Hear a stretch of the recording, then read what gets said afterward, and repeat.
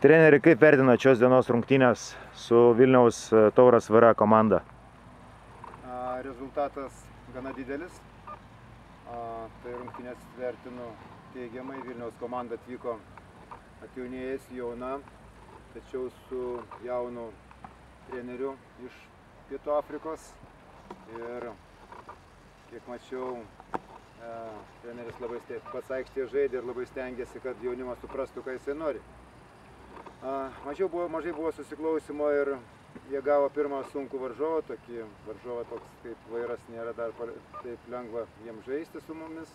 Mes daugiau patyrę ir daugiau turim gal žaidybinės praktikos, taip kad ateity, manau, su jais viskas bus gerai, dirbant nuosekliai ir betarpiškai bendraujant su aukštos kvalifikacijos treneriu. Mes padarėm šiandieną nemažai klaidų.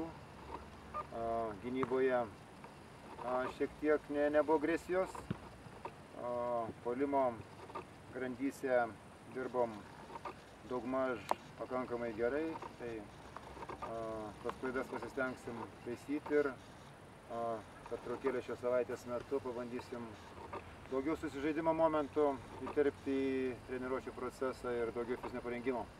Laukia sekančią savaitę išbandymas Latvijoje su Latvijos Miesneks Transpro komanda.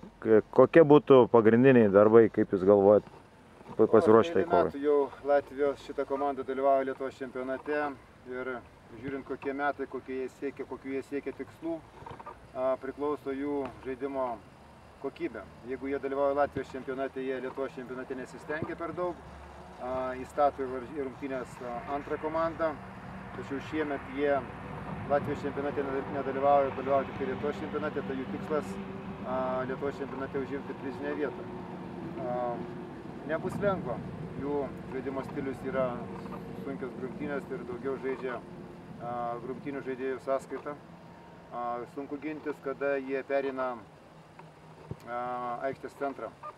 Tada jie žaidžia vien grumtynėm ir kraštiniam žaidėjam praktiškai neduoda kamuolių. Taip kad mūsų tikslas bus apsiginti iki žaidimo permesti jų aikštės pusę ir apsiginti savo aikštės pusėje kuo agresyviau. Tai laukia sunki savaitė treniruočių, pabandysim pamodeliuoti žaidimą tiek gynyboje, tiek atakoje ir šeštadienį laukia sunki kova. Ačiū už interviu. Prašau.